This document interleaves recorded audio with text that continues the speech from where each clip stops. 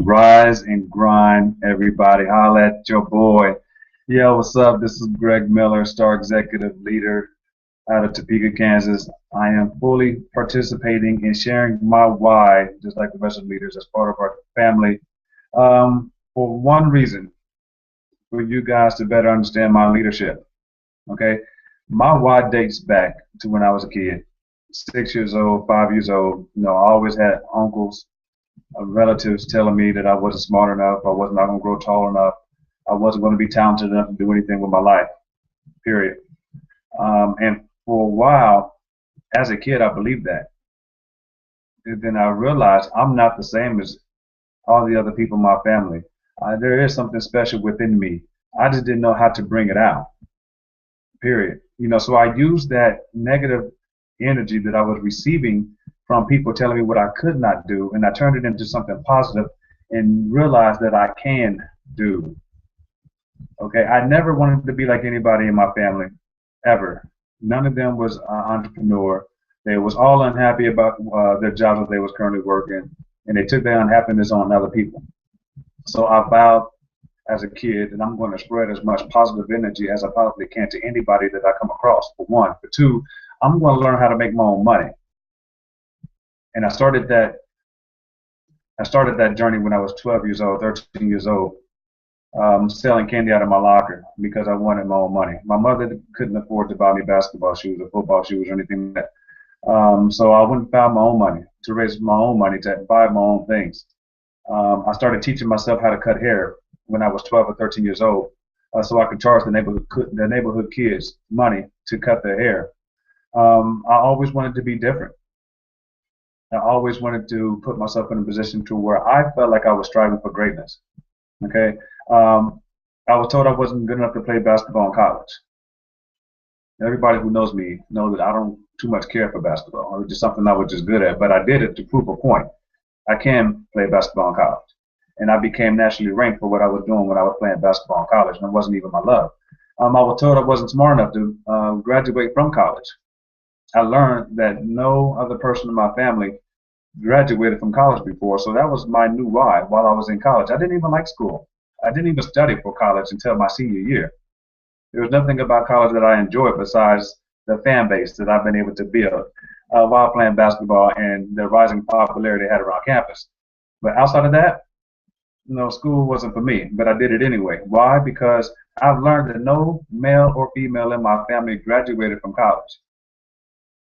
So I wanted to be the first one, not for any form of glory, because I wanted to pave a road for my little brother. I wanted to pave a road for my little cousins who was looking up to me.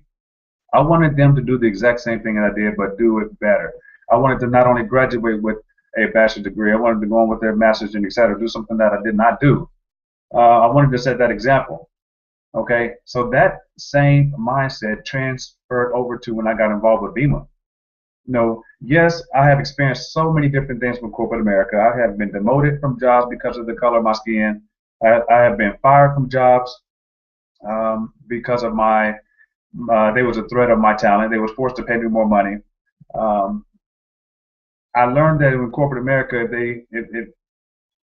they really don't want you to prosper amongst their business, you're not going to prosper.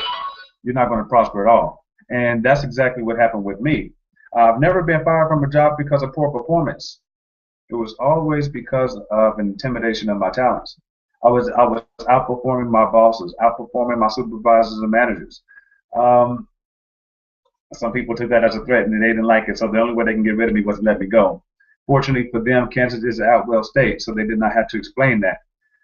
So that put me in a situation to where I felt like I wanted to go back to the same mindset I accumulated when I was 12 or 13 years old, which was I don't want to work for anybody. I don't want anyone to be responsible for my talents. I want to be responsible for my own. So as I got introduced to Vima almost 2 years ago, it was a perfect opportunity for me. I felt like I had a bunch of things inside me that needed to get pulled out that can change the world, because I always wanted to change as many lives.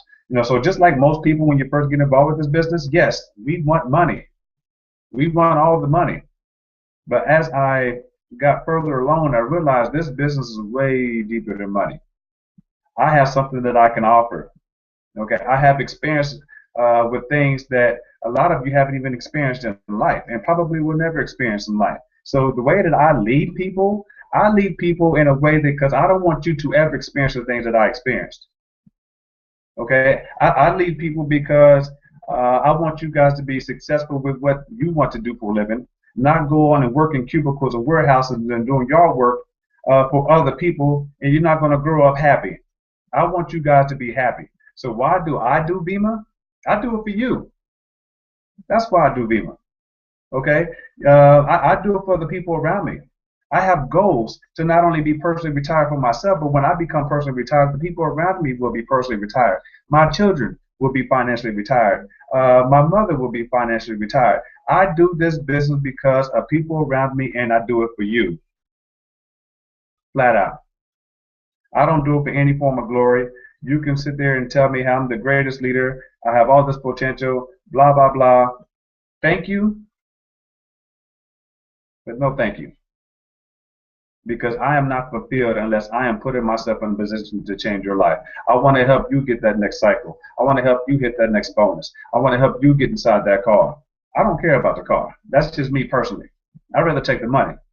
But I want to help you achieve the things that you want to achieve. I want to help you fulfill your goals and your dreams that you have for your future. I want to put you in a situation to where you will be financially retired because, Lord behold, there's not going to be a retirement by the time you guys become 50, 60, 70 years old. There's not going to be one. So how will you retire? I want to help you guys put yourself in situations with IRAs and 401ks and etc. to where you will not ever need to place a worry on your heart in regards to where you're going to get your next dime from. Because I'm going to tell you this, it does not feel good to be fired because you outperformed people. It does not feel good to be fired because of the color of your skin. It does not feel good to go to countless amount of interviews just for people to tell you that you are super talented, but we're going to give the job to someone who's not as talented as you. That's not a good feeling. So if I can help as many people as I possibly can, one, never experience that, I'm fulfilled. If I can help as many people as I possibly can live a healthier lifestyle, I'm fulfilled. If I can help as many people as I can change other people's lives indirectly, I'm fulfilled. So why do I do Bima? Why do I lead from my heart? Why do I do the things that I do? Why do I want to help as many of you become the best professionals as you possibly can with this business? I do it for the love of you. I'll let your boy.